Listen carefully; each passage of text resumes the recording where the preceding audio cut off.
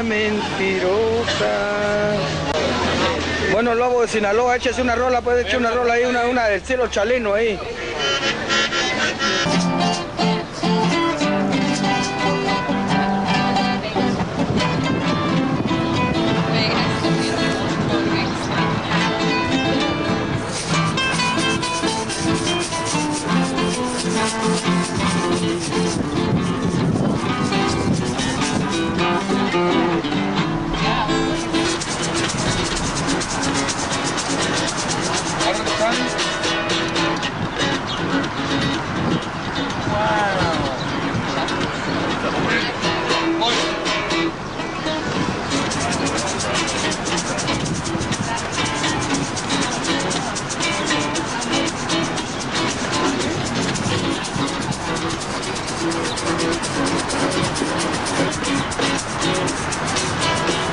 Para América Televisión, estamos informando directamente desde el Parque de las Palomas, en los músicos de la calle. Sígale. Métale candela. Métale. You ain't got no racial problems. Don't think we blacks, because we got the bad part of the spoon, that we dumb. We're not dumb by no means. Right, yeah, right. Okay. When you look at a black person, you can say, okay, that Evan done been through thick and thin, right, a hard time, and he's still surviving out here in this world. We have been treated like shit. If you're not smarter, the ones what really get through the crack, some of them slip through the crack and then they forget who they were. I was one black guy on the whole flight in the Air Force. I was in the Air Force in 1967 to 1971, coming out of South Carolina. I made it brighter for my Air Force buddies today. They might not look at it like that, but I didn't turn my back on my color. If you're not strong enough, you'd be out here sleeping in a cardboard box. And it happens all the time, all the time. Yeah. And you know what? Life keeps going on. That's right. Nobody waiting on you to get your shit together. Party keeps going on. And nobody miss you. A fair about 5 years ago. It's nice.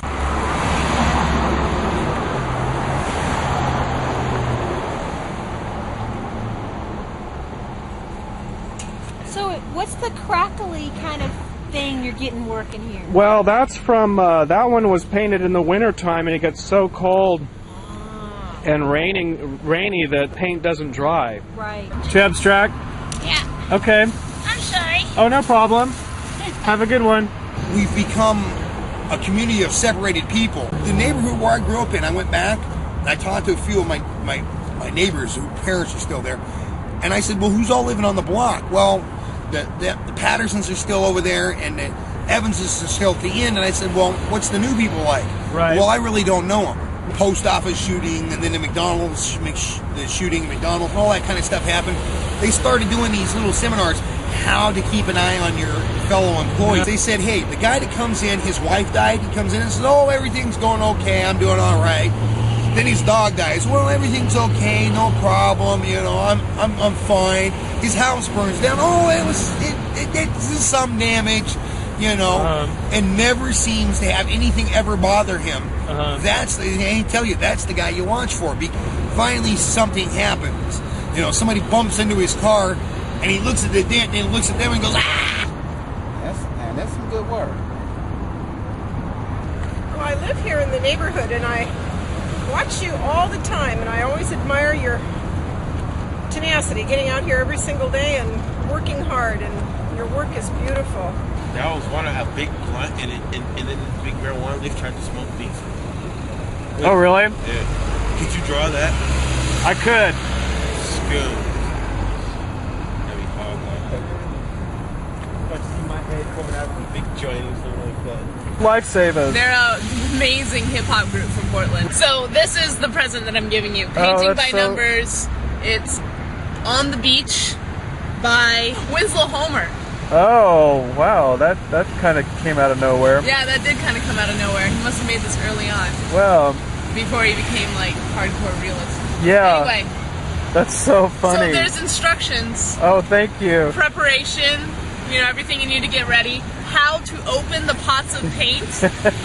Just so that you don't get confused. I taught him to ride. I took him halfway across the United States. You can go there in just a matter of days. Brownie, sit down. If you're in a hurry. Where you catch out here is either by Safeco Field, where the train goes behind it. It's only doing about 5 miles an hour. 5, 6, 10 tops. You could run 15. About twice as fast as you could walk. We hopped off in Tacoma. Flew a sign. Made about $60 on the highway there. Hopped on another train. We took a dude named Sam with us along. Sam got us thrown out of Tacoma. We were over trying to get some beer, and he kicked the sign for McDonald's. The owner of it is a local cop. Halfway to Portland, he climbed up on top of the train and started walking across the top. Sam did. Engineer spotted him and pulled the train over and threw us off. Where do you ride on the train? Just on the back of the grainers. Yeah. They got little decks down inside of them. He came back and said the federal marshals were coming. Because they're the railroad police. Wound up walking like 15, 20 miles all the way back to Tacoma. We ultimately wound up losing him, which was probably a good thing. We went down to Portland. We caught out of there, and it takes you up through Pocatello, Cadwell, and then it's Pocatello. There's some bars there that we went in for open mic, just for something to do. There was 3 bar owners in there. Yeah. And we got up and we jammed for the open mic, and they hired us to come to their bars and play. Oh. The town treated us good. We were sitting in the Safeway parking lot eating, and some hobo came by and said, "Hey man, here's my address.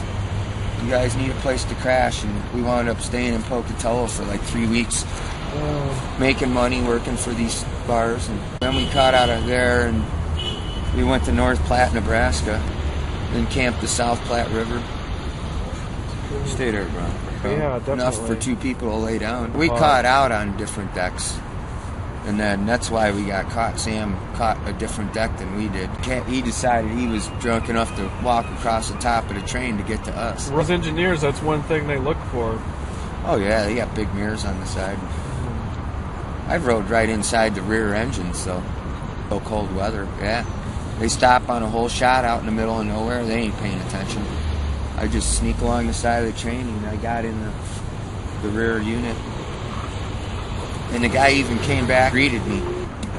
Next stop, next hole shot, he came back to check something, and I was sleeping on the floor. "Oh, okay, I got a rider." And I go, "Well, are you going to throw me off?" And he said, No, it's too cold. He goes, "I'm going to stop about a mile out of town in about 3 hours, and that's where you need to get off, though." And then he brought me back a 6-pack of water, railroad water, little bottles, and a sandwich and some oranges. I already had food. Right. Anyways, this whole trip was kind of neat. We camped to Columbia. We camped the North Platte River, the South Platte River. Time of year. Got caught in the most horrific storm I've ever been in. Oh, really? Rainstorm. We had a little portable radio, and they were talking about tornadoes. This is in Kansas City, Kansas. Yeah. On the Missouri River. Brownie, sit down. We were walking on the dike up there, and we could see the actual hurricane coming down the center of the river. The whirlwind. It wasn't really a tornado yet. We were running down the dike trying to find shelter, and there was an old metal building that was abandoned, an old shack thing, and we went in there, and the roof leaked and everything, but man, it saved us. And then we went to Kansas City and played the farmer's market, camped along the tracks. The idea when you're on the train is to every time the train makes a stop, move more towards the front of the train. The train is like 1.5 miles long, and if it's around a bend, you'll never see a town. Still think you're in the middle of nowhere. When they crew change, that's where usually they do it all the time. It's a standard point. So you could hop off and camp and go into town and goof around and then come back pretty much the same spot and catch another one. I'm calling it like a federal offense now or something. But it's pretty obvious what's a terrorist and what's not. They could do what they want and give you up to a year in jail. Yeah. But I've never done that. I've gone to jail twice for it. Now I just went overnight in Houston. The very next day I got out and I went down to the same damn rail yard. Walking across the tracks and a county sheriff pulled me over and said, "What are you doing?" And I said, "I'm just walking to town, get a beer." Where do you live?" "I can't back there." He goes, "Well, you're a liar." And I go, "Well, how do you figure I'm a liar?" He said, "It's a dry county." He took us to jail. I spent 5 days. I went to court, and this is a little bitty town in East Texas. Judge said, I ain't never seen the likes of this shit in my court. He goes, my grandfather used to ride the train.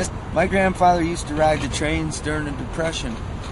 And he goes, how long you been in jail? I said, 5 days. And he goes, oh, okay. Well, I fine you $1. You got $1? I said, yeah. I was released. And I was sitting out in front of the courthouse with my jail package, putting everything together, and the judge came out and he gave me $5 to get something to eat and a Coca-Cola. And I went down and I got on the damn train. Well, lucky and I left. Yeah. I wound up doing 5 days in this itty-bitty little jail, man. Because they only have court once a week. Sheriff walked you over from across the street. The jail was across the street. No cuffs, they just walked you over. Come on, let's go. I wish I could see that book. That book just sounds amazing. And it was a copy? He had done photocopies? Yeah, it's all stapled together. That kid's the only person I've ever met that had one, and I've met a lot of writers, man. Thousands of them. Good ones, evil ones, old ones. Kids that have no brains that just doing it for the thrill. Yeah. There's 2 rules of thumb that I have. Actually 3. Take your weapons. Well, if you got a gun, take a gun. Knife. Good stick. A good stick, like an axe stick, and actually put it on a mount to slide into your backpack so you can get it out quick. A good knife. Of course, you're going to need it anyways for opening cans. Never catch an all-grain train. It's just all grain. It's not going to a city. It's got a destination out in the middle of nowhere. Never take an all-coal train, because it may back you into a mine somewhere. You want to take an all-junk train, or your fastest train is a 48. That's the container, shipping container. Shipping container? How do you know if it's a 48? It'll say 48 on the side of the whole train. It's your fastest ride. Right. And that's definitely going to a city. Yeah. A junk train is a mixture of like all kinds of different things. Grain, gondolas, scrap, rolls of steel, lumber. Those are good to take. They have low priority, so it may take you twice as long to get where you're going. They may wait for hours at a time out in the middle of nowhere for another train to pass or an Amtrak or something. There goes all my life energy. All right. Let's see here.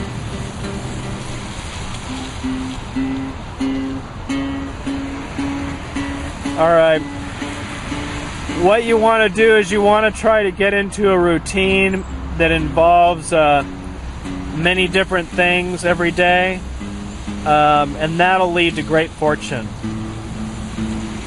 That's it. Right on. Thanks. You bet. You bet.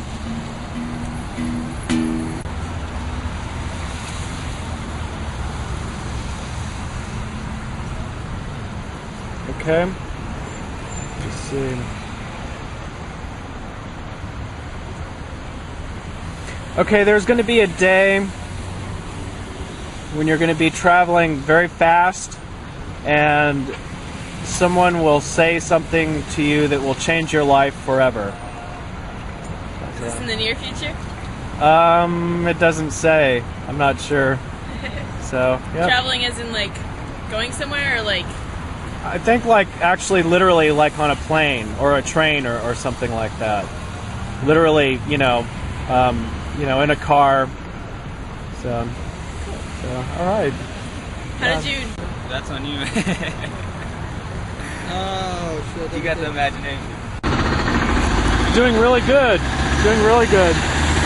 Yeah. All right. Down here, and it has been going incredible. Are you still drawing? That's good. How's that going? So. Cool. Let's see. Oh, okay. That's good.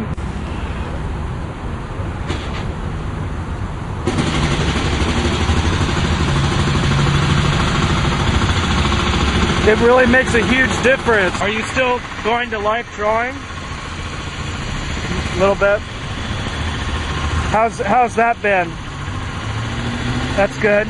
That's good. All right. Yeah. How long has it been since you've kept your vow of silence?